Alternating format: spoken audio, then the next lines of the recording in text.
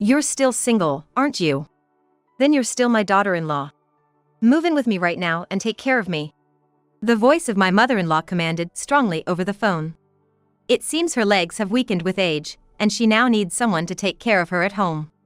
However, my husband James passed away in an accident 3 years ago. Being suddenly told such a thing now, I felt shaken, and my head began to throb with pain. After all, you didn't even have kids, nor did you move in with us.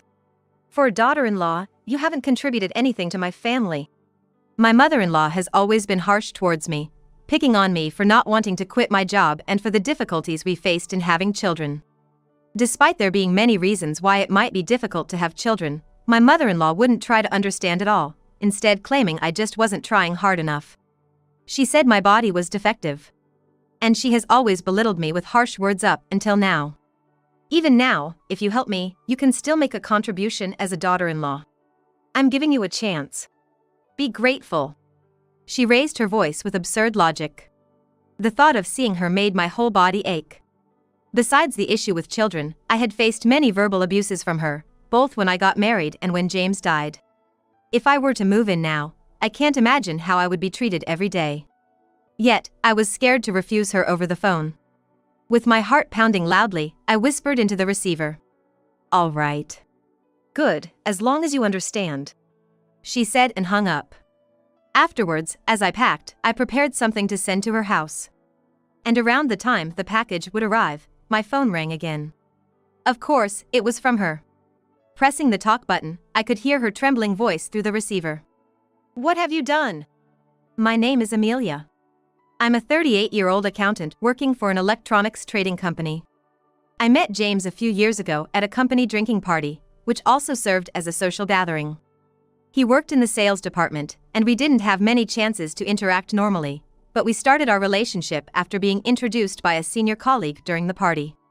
My hobby is visiting places. On weekends, I enjoy going to churches I haven't visited yet, learning about the local history while paying my respects. James and I shared this hobby, and we hit it off because of it. He was kind and gentle, earning the trust of his clients with his character and consistently performing well at the company.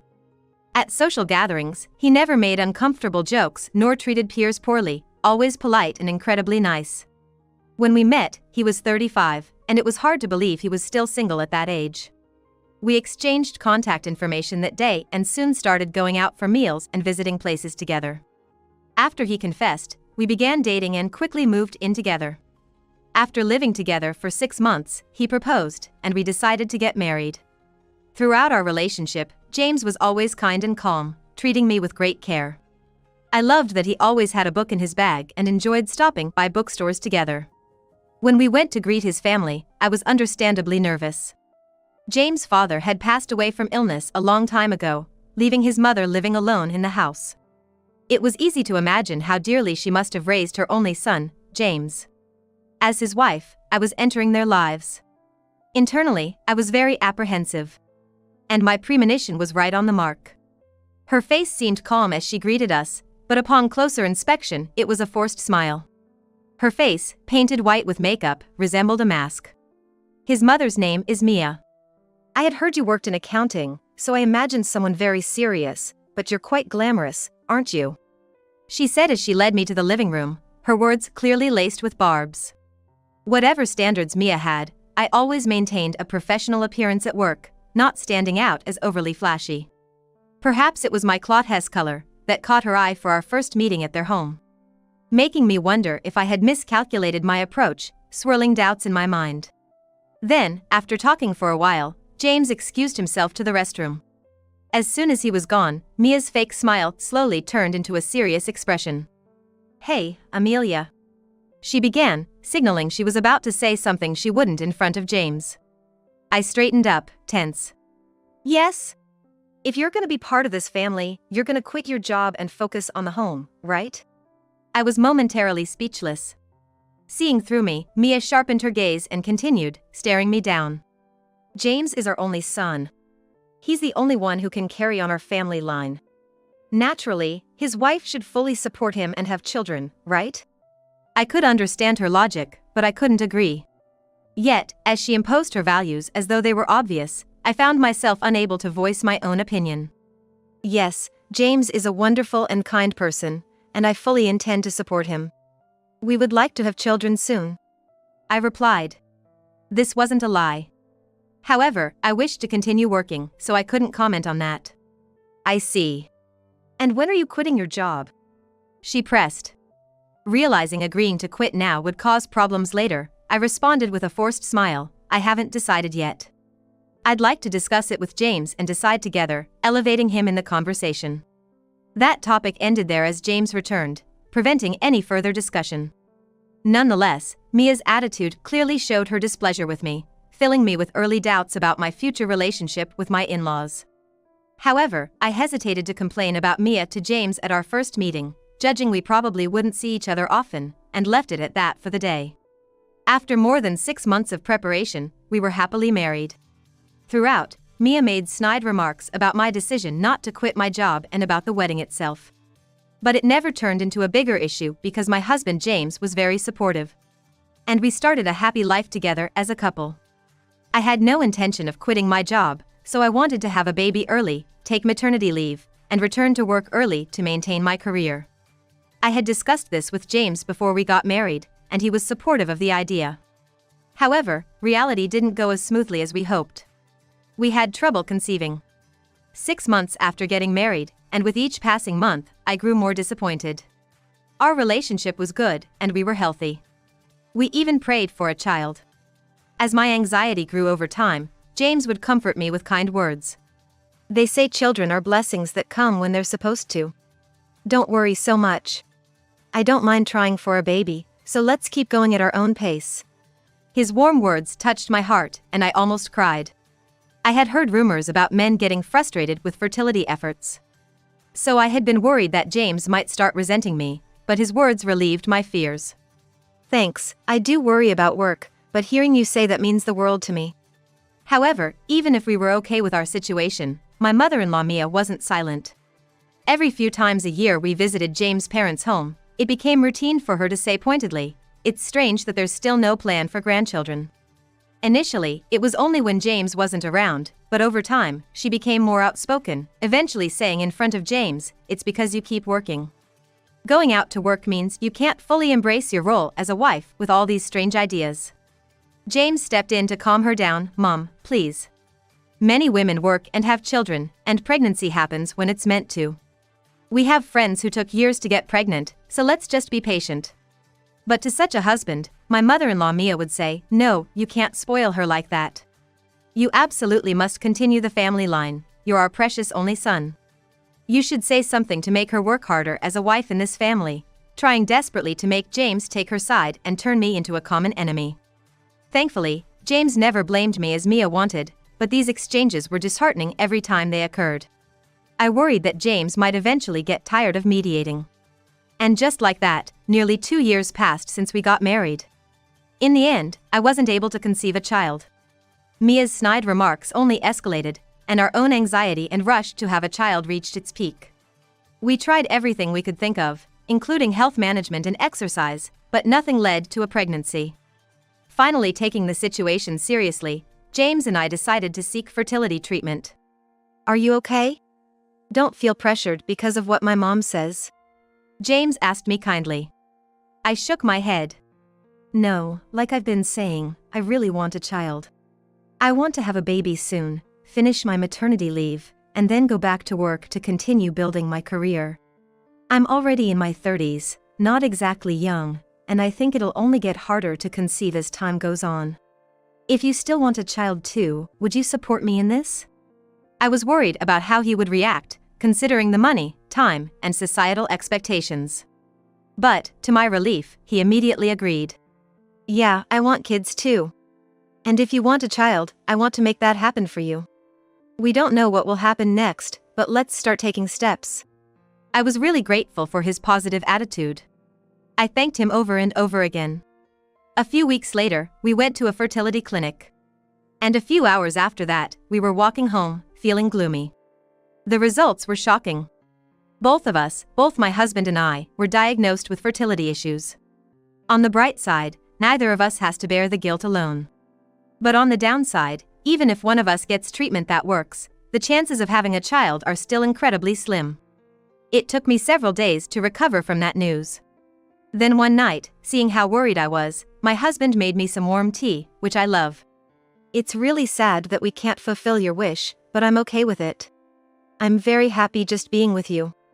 If you're okay with it, I want us to keep going on together. His kind words, along with the warmth of the tea, slowly seeped into my heart.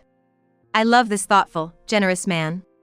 Even if I have to give up on the hope of having children, I want to be with him. That's how much I cherish my husband. Yeah, you're right. Sorry for being down for so long and worrying you. Staying sad won't change anything. I'm really happy I met you. I'd be happy if you'd stay with me from now on too. My frayed heart began to heal slowly. I shared my feelings through tears. I'm also happy I met you, Amelia. Let's keep going together. With that, we promised to live our lives together as a couple. Thinking about children still hurts a bit, but maybe it'll get easier as time goes by. Gradually, smiles returned to my face, and our home regained its brightness. However, my mother-in-law Mia wasn't satisfied with our decision. When we explained the results of the fertility tests, she narrowed her eyes and trembled with rage. What's that supposed to mean? It sounds like you're saying James has a problem too. James, sitting next to me, promptly responded, well, actually, it seems I do have a condition that makes it hard for us to have kids. That's impossible. Mia screamed surprisingly loudly and glared at me with her eyebrows raised. Her face, plastered with white makeup again today, looked almost demonic because of her expression. My child, my James, can't be infertile. It must be a misdiagnosis. Should I complain about it? It has to be Amelia who's defective. It has to be. She refused to accept reality, ranting and trying to place all the blame on me. I don't need a useless wife who can't even bear children. If we just change the wife, maybe we'd have grandchildren? I was shocked to hear this. Mia saw me only as a tool for bearing children. James, having heard this, tensed up. Mom! That's way out of line. The fertility issues are mine too. Besides, Amelia is the wife I chose, a person, not something to be replaced. Mia's face turned red through her makeup as she trembled, caught between being scolded by her son and her dislike for me. She seemed to be a mix of embarrassed for being scolded by her son and yet still harboring resentment towards me, starting to get confused. What are you saying? I'm doing this for you. You want children, don't you? I used to, but now I'm happy just being with her. We promised to keep going on together just recently. Hearing this, Mia gasped. The idea of her son giving up on having children to live a life with his wife was unimaginable to her. I can't believe you, an only child. It doesn't matter. We're not some grand lineage or business that needs to be passed down. But what you said earlier really made me angry. I don't want to see or talk to you for a while, sorry. James stood up decisively. And I hurried after him. It must have taken a lot of courage for him to say he wouldn't see his own parents anymore. Outside his parents' home, I spoke to him. I'm sorry it turned out like this. He turned to me as we walked. Why are you apologizing? You shouldn't have to. Mom owes me for raising me, but she doesn't consider your feelings or mine. And she insulted you, the one I chose. I can't forgive that. Then, on our way back, James blocked his mother's phone number. I did the same. Thank you for protecting me. But she's your mom, so I hope someday you can talk and make up. Mia's words, which denied my human dignity, deeply hurt me. James protected me from her, trying to pin all the blame for our infertility on me alone. That meant a lot to me, making me sure I could go through anything with him. Of course, I didn't want anything to do with Mia, but she had been James' parent for over 20 years. I hoped their relationship could somehow be mended, not right away but eventually. Is it strange to wish for that despite our strained relationship? Without finding an answer, I lived peacefully with James afterward. We had no contact with Mia, and it was unlikely we would meet again. Knowing that meeting would only bring mutual discomfort, we maintained an almost estranged state.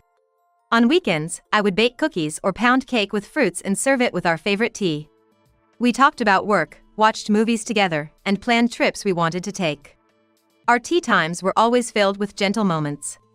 Sometimes we'd go out together to continue our shared hobby of visiting churches, which we both enjoyed since we met. Our prayers were always for each other's health and stability. Our life together was warm and truly happy. But then, a few months later, our warm life came to an abrupt end. James died suddenly at work. He was hit by a car driven by someone who fell asleep at the wheel, crashing him into a wall. When I received the call from the hospital while at work, I felt all blood drain from my face. My colleagues and boss expressed their concerns for James' well-being. When I arrived at the hospital, doctors were trying their best. But despite hours of treatment, they couldn't save him. Why? I broke down crying, unable to accept this reality. James was healthy and didn't have a risky job. We had breakfast together that morning and left the house together. We encouraged each other with our usual, "Have a good day." The shock of our normal life being shattered in an instant left me in a daze. James, why? This must be a joke, right? Please, wake up! The nurses, looking somber, tried to console me. Then, I had to go through the motions of filling out paperwork, shaking. My parents came to help and stayed by my side. And then, preparations for the funeral were quickly made. Yet, inevitably, I had to meet Mia there. James' sudden death meant I missed meeting Mia at the hospital since she was coming from afar, luckily avoiding a direct confrontation then. But that was the last time I could avoid her. She must have been devastated to lose her only son, constantly wiping away tears with her handkerchief, her face showing her age without the usual white makeup. When she saw me, her eyes widened with a terrifying look of hatred. Her grief-stricken red eyes filled with more anger, and I was terrified by just that. And then, Mia slowly approached me. Faced with her overwhelming presence, I instinctively stepped back. "You, the harbinger of doom." Her first unbelievable words to me. "It's because he married you, a woman like you, that this happened to him." The next assault was a barrage of irrational accusations blaming me for James' death. I was stunned, unable to understand what was happening. If he hadn't married you, he could have focused on his work supported by a stay-at-home wife. If it wasn't you, he could have had grandchildren. If it wasn't for you, he wouldn't have gone to heaven. If only it wasn't you. Mia's voice, frenzied with blame, rose higher and higher. She too must be in the depths of despair and sadness from losing her beloved only son, James. I could understand her feelings. But I couldn't see how that justified screaming such insults at me. Why you? Mia's shriek echoed through the funeral home. And at the same time, she lunged at me. Was she going to hit me? Push me? Strangle me, as if to send me to the afterlife herself? The moment I was filled with instinctive fear, another relative came close and somehow managed to stop her. As I collapsed, sitting down, my parents rushed to my side to comfort me. Trembling, I was convinced that James' decision to effectively estrange ourselves from her was right. Dealing with her meant enduring endless, unstoppable verbal abuse. My human dignity was trampled upon. I was sure I never wanted anything to do with Mia again. And my parents also said she wasn't normal, agreeing with my decision. After somehow getting through the far from peaceful funeral, there was a bit of trouble with James' inheritance. Naturally, it was due to Mia's selfish wish not to give me, his wife, anything he had left behind. I avoided direct interaction with Mia, proceeding with the help of a lawyer based on the legal inheritance rights. James wasn't exactly a wealthy man despite earning a good income, so the inheritance consisted mainly of the condo we bought to live in together and some savings. Over the months, I healed from the loss of my husband. People at work, acquaintances, and friends all treated me with kindness, empathizing with my grief. James was only 38. In the prime of his life, with so much ahead of him. Yet, he's no longer in this world, unbelievable. Every time I returned to the room we shared, I felt his presence and often found myself collapsing to the floor in tears. But time doesn't stop for anyone. I continued to work at my company and took care of household chores. Drinking the tea we used to enjoy together alone, and during my church visits, I prayed for his happiness in heaven. And like that, 3 years passed by swiftly.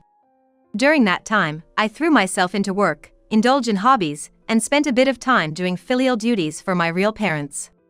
Though James still lingered in my heart as I grew accustomed to daily life, I gradually began to find myself again.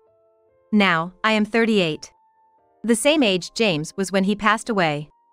It was one evening. I received a call on my cell phone from an unknown number after returning from work.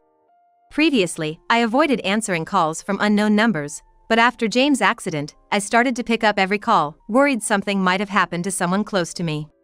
This was because each time, I would become anxious, worrying that something might have happened to someone close to me. Finally picked up, you useless wife. The moment I pressed the call button, what hit my ears was Mia's voice, unheard for 3 years. Checking the screen again, I noticed the number was local. Thought you were dead since I couldn't reach you. Blocking my calls, how rude can you be? Apparently, after trying my cell and getting voicemail messages, she realized she was blocked and called from a landline. It's been 3 years, you haven't remarried some other man, have you? She asked brusquely, as if accusing. What could she possibly want? I didn't want anything to do with her, and ideally, I would have hung up immediately and blocked this number too. But having answered, I couldn't just hang up midway. I haven't remarried. I'm living alone. When I answered just with the facts, Mia snorted disdainfully from the other end. Well, of course. If you'd forgotten my son and started fooling around with other men in just 3 years, I wouldn't have stood for it. So, as a widow, you're still part of this family. Confused and suspicious, I frowned. What do you mean? I asked, and Mia commanded irritably. Move in with me right away and take care of me. What? I blurted out, bewildered. Suddenly being told such a thing now, my head began to throb with confusion. You seemed healthy at the funeral 3 years ago. Have you fallen ill since? I'm not sick. I fell down the stairs at the entrance and broke both my legs. I'm old, so my bones are weak. Both legs. I can't do anything around the house or even shower properly. It's a pity, the calm part of my mind understands. But living with a mother-in-law who has insulted me to such an extent in the past and still orders me around in a harsh tone is absolutely unthinkable. Being with such a person all day would just bring my mood down every day, and it would mess with my mental health. I'm sorry, but I have to decline, I said firmly. Of course, this angered her, and over the phone, I could sense her blood boiling. What do you mean? Refusing to take care of me, who do you think you are? You know, you didn't even have kids and never lived with us. As a daughter-in-law, you contributed nothing to this family. The decision about not having children and not living together was made by both of us, my husband and I, at that time. I calmly deflected the mother-in-law's strategy to make me feel guilty about the past. You still don't get it. Even now, if you help me, you could contribute to this family as a daughter-in-law. I'm giving you a chance. Be grateful. Using the logic of contributing to the family, she still persisted. I had no desire to contribute to her. As a mother-in-law, she might think that serving the family is the duty of a daughter-in-law, but having those values imposed on me is just unpleasant. And there's no way I could feel grateful. I cannot contribute to you, especially after you didn't believe my husband back then. I understand that having a fracture is hard. Please seek care from someone else. Take care. After saying that, I hung up the phone myself. She's probably furious by now. I remember she has other relatives. I met a few of them at my husband's funeral. They might find someone to take care of her. I promptly blocked her home phone number from calling mine again. Then, after a deep sigh, I opened the cupboard at home and prepared something. It was a set of documents, which I copied and carefully put into an envelope, then mailed to my mother-in-law's house where she lives. After an exhausting event, I spent the night slowly drinking a brand of tea my husband liked. I won't let his efforts to protect me be in vain. With that resolve, I slept soundly. And a few days later, just when the envelope I sent should have arrived at the mother-in-law's house, I received a call from another unknown number. Answering the phone, I was met with the trembling voice of my mother-in-law, filled with despair. What have you done to me? Since I had blocked the landline number of my in-laws' house after our last call, she must be calling from a different number this time. Meanwhile, I knew the reason for her anger was not the blocked calls, but something else. You ungrateful wretch! What are you thinking? You really are the worst daughter-in-law. Everything bad is because of you. I listened to her voice, shouting in rage, with a cold detachment. No matter how angry or disdainful she became, it didn't matter to me anymore. What I had sent to my mother-in-law was a copy of the marriage dissolution notice. A few months after my husband passed away, I did this paperwork with a lawyer to avoid any involvement with my mother-in-law, should anything happen. It wasn't just to spare myself from unpleasant experiences, but I believed it also honored my husband's wish to keep distance from his mother. It has arrived. I think you'll understand once you check it. You and I have been strangers for 3 years now. How dare you do such a thing? Even if my son has passed, being once married into this family means you should continue to be part of it. That's the proper thing to do. My mother-in-law, clearly not satisfied, accused me with a trembling voice. I no longer have any obligation or reason to be involved in caregiving for your family. So what? What's this piece of paper? Do the caregiving out of your own goodwill. My mother-in-law, evidently keen on restarting her harassment, finally demanded caregiving as a volunteer act of goodwill. There's no way I could accept such a proposition. I'm sorry, but I wish to focus on my career, so I have to decline. I'm not your child, nor do I intend to be. As I was about to hang up, the phone abruptly went dead before I could do so. It seems she, having had enough, ended the conversation first. While it was an unpleasant attitude, if it meant she had given up on the caregiving idea, then so be it. I had successfully severed my ties with my mother-in-law, both in name and reality. However, things did not end there. The next day, I received calls one after another on my cell phone from relatives of my mother-in-law. It appears she had borrowed someone else's smartphone to call me the day before, and somehow my contact information was spread among her relatives. The messages were all emotionally charged, blaming me and saying things like it doesn't matter, running away is the worst, just take care of Mia. I heard from Mia that you were a useless daughter-in-law, but I didn't think you'd be this ungrateful. You're supposed to repay the family you owe. Aren't you ashamed to have married James? That's why women who keep working are no good. You're not remarried, probably because you're fooling around with various men. Because you're an incapable woman who can't get pregnant, you just do whatever you want.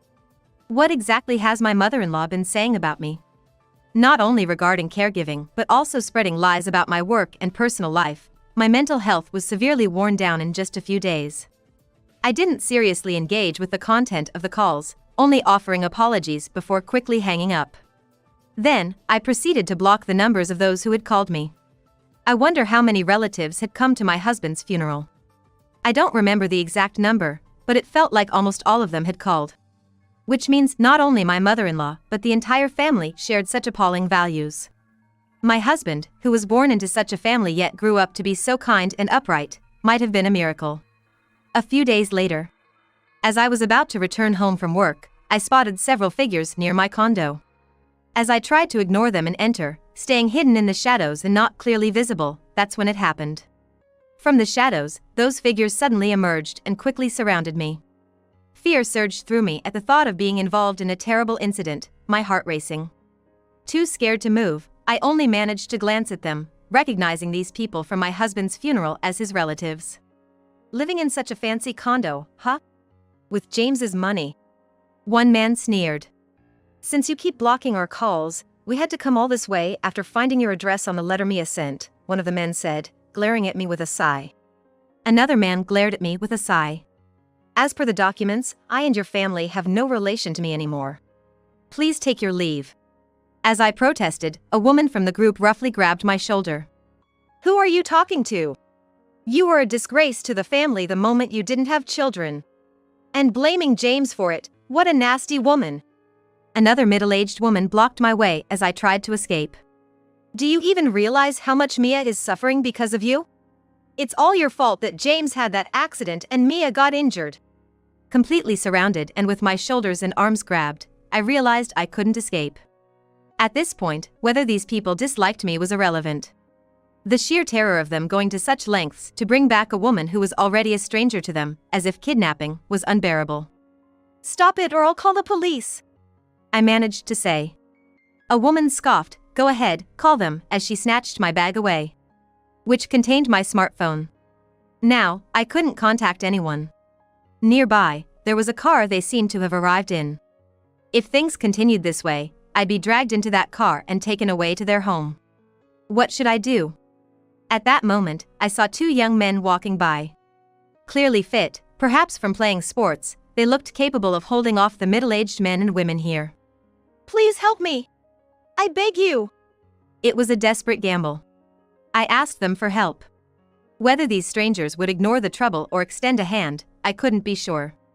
I prayed they would help me. They turned around and seemed to quickly understand that something was wrong. They immediately rushed over to help. What's happening here? One of the fit young men intervened with a serious expression. It's nothing, just a family matter, the relatives said in unison. But when I shouted, I'm being taken away, they hesitated but eventually freed my arms. I don't quite understand, but violence isn't good. Another young man said, trying to calm the relatives. Really, it's nothing. It's a matter unrelated to strangers. When a male relative raised his voice, the young man intervened, saying, then, please resolve this through discussion. Amidst this, I, having been safely freed, bowed to them and said, thank you so much. I'm okay now, and then immediately ran off. My destination was a supermarket near my condo. I explained the situation to the clerk and borrowed a phone to call the police. Shortly after, officers from a nearby police office arrived, subdued my relatives, listened to the circumstances, and sent them away. I deeply thanked the young men who had helped me on the way. It all started with my late husband's mother demanding care, never imagining it would escalate into such a commotion. I felt sorry and exhausted for causing trouble to the police and strangers, spending some time afterward just feeling drained. I explained the situation to my workplace and parents, and with the support of those around me who took the matter seriously, I transferred to a different department and moved. In the meantime, I sent a thank you gift to the young men who had helped me, using the contact information I had gotten from them. The fact that my mother-in-law persistently sought care for me and spread negative rumors about me had apparently become well known among the local residents. Months later, when I finally contacted a childhood friend of my husband who lived near his family, I learned that the relatives had become infamously known as the people who harassed the widow and searched for her to dump the caregiving responsibility onto her, now pointed at whenever they walked the streets. It seems that even local restaurants have been giving them a cold and rough treatment, forcing them to live a life feeling marginalized. A few young people among the relatives who had engagements planned apparently had their fiancés run away after the bad reputation spread, leading them to move far away out of disgust, leaving only the elderly behind who now live uncomfortably. As for the care of my mother-in-law, her broken leg was real, so the remaining elderly in the area ended up having to take care of her. While undergoing treatment for her leg, not moving around has further weakened her, making her stressed and leading to gloomy days due to her inability to move as she wishes. It seems she lashes out at those caring for her daily and repeats insults about me like a mantra. This has led to constant fights among the elderly, nitpicking about the caregiving tasks, and a cycle of blame and spiteful arguments. It goes to show that those who insult others out of selfishness will eventually be treated the same way.